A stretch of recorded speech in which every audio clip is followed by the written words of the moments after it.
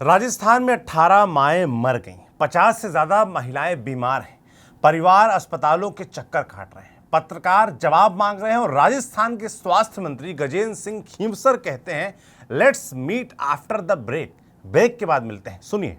2 दिन के बाद बाकी सब ब्रेक के बाद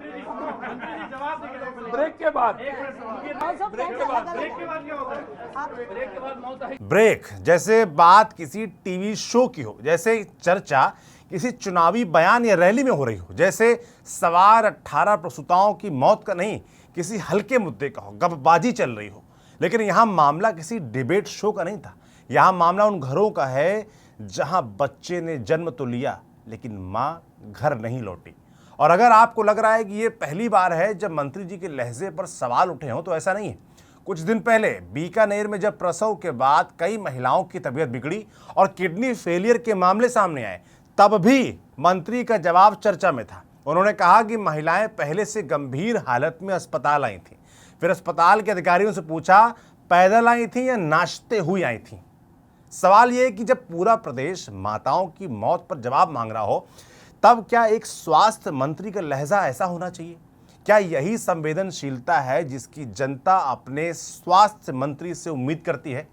नमस्ते, मेरा नाम सौरभ त्रिपाठी है, आप न्यूज पिंच देख रहे हैं। आज राजस्थान के इसी मुद्दे पर बात करेंगे। मई से लेकर अब तक राजस्थान के कोटा, भीलवाड़ा, बांसवाड़ा, बीकानेर और जोधपुर के सरकारी अस्पतालों में 18 प्रसूताओं की मौत हो चुकी है। कई महिलाओं की मौत सिजेरियन डिलीवरी के बाद हुई, कुछ ऑपरेशन के बाद जिंदगी की जंग हार गईं। 50 से ज्यादा महिलाओं के बीमार होने की खबरें भी सामने आई। सबसे ताजा मामलों में भीलवाड़ा और बांसवाड़ा में कुछ ही दिनों के भीतर कई महिलाओं की जान चली गई। राजस्थान में हुई इन मौतों पर 3 महीने से जांच चल रही है, लेकिन सरकार आज तक ये साफ नहीं कर पाई कि आखिर इन मौतों की वजह है क्या।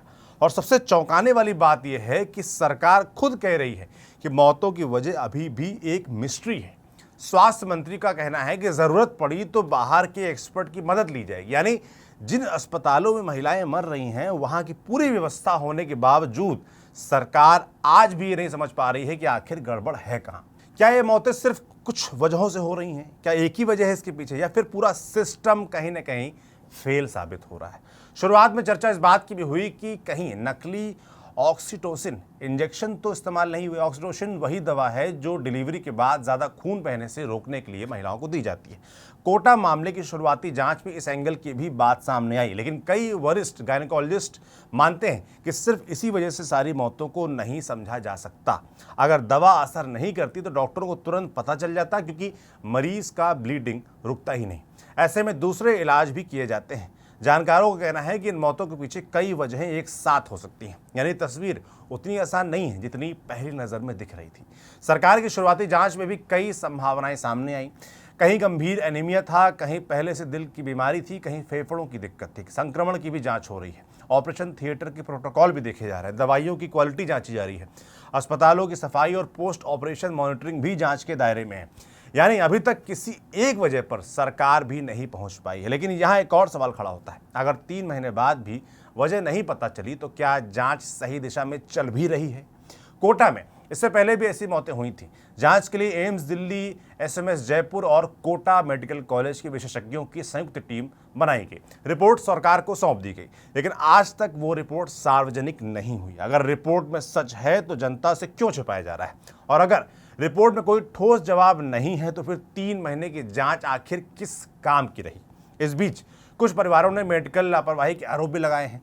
मीडिया रिपोर्ट्स के मुताबिक भीलवाड़ा में एक महिला के पति का कहना है कि उन्होंने डॉक्टरों से बार बार मदद मांगी, लेकिन किसी ने ध्यान नहीं दिया। उनका आरोप है कि डॉक्टर ड्यूटी राउंड के बाद मरीजों को देखने तक नहीं आते। इन आरोपों की पुष्टि जांच के बाद ही होगी, लेकिन अगर इनमें सच्चाई निकली तो ये सिर्फ इलाज की गलती नहीं होगी, बल्कि भरोसे की भी हार होगी। क्यों? क्योंकि सरकारी अस्पताल गरीब आदमी की आखिरी उम्मीद होता है। वहां जाने वाला इंसान इसलिए आता है क्योंकि उसके पास दूसरा विकल्प होता ही नहीं है। अगर वही अस्पताल डर का दूसरा नाम बन जाए तो फिर किसके भरोसे लोग जाएंगे अस्पताल, क्या करेंगे? राजनीति भी अब इस मुद्दे पर तेज हो चुकी है। विपक्ष लगातार सवाल उठा रहा है। पूर्व मुख्यमंत्री अशोक गहलोत ने इसे गंभीर मामला बताया है।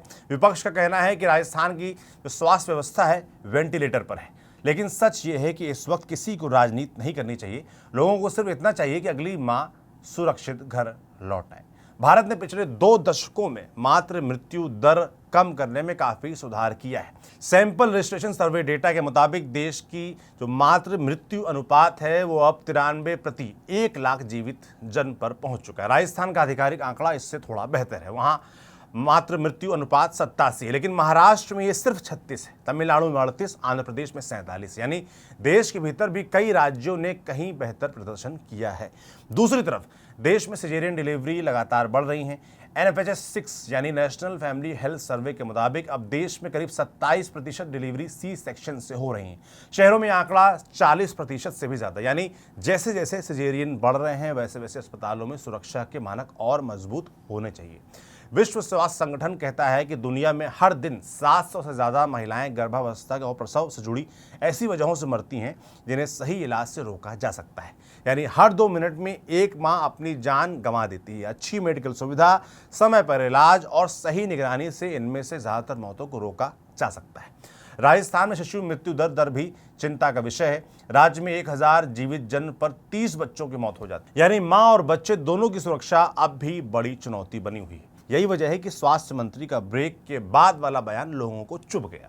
हो सकता है उनका इरादा वैसा ना रहा हो, लेकिन सार्वजनिक जीवन में शब्दों का अपना वजन होता है। जब सवाल 18 माताओं की मौत का हो तब जवाब भी उतना ही गंभीर होना चाहिए। लोगों को सिर्फ इतना जानना है कि आखिर उनकी माँ, बहन और बेटी सरकारी अस्पताल में सुरक्षित हैं भी या नहीं, मौतें क्यों हुई, किसकी गलती थी, किस पर कार्रवाई हुई या होगी, और सबसे बड़ा सवाल, क्या कल किसी दूसरे परिवार के साथ यही कहानी दोबारा नहीं दोहराई जाएगी? क्योंकि प्रेस कॉन्फ्रेंस का ब्रेक हो सकता है, टीवी शो का ब्रेक हो सकता है, लेकिन एक माँ की जिंदगी में कोई ब्रेक नहीं होता। अगर वो चली जाए तो पीछे सिर्फ एक नवजात नहीं छूटता, एक पूरा परिवार बिखर जाता है। तो मंत्री जी, ब्रेक तो खत्म हो गया, अब जवाब कब मिलेगा, इसका जवाब बताइए।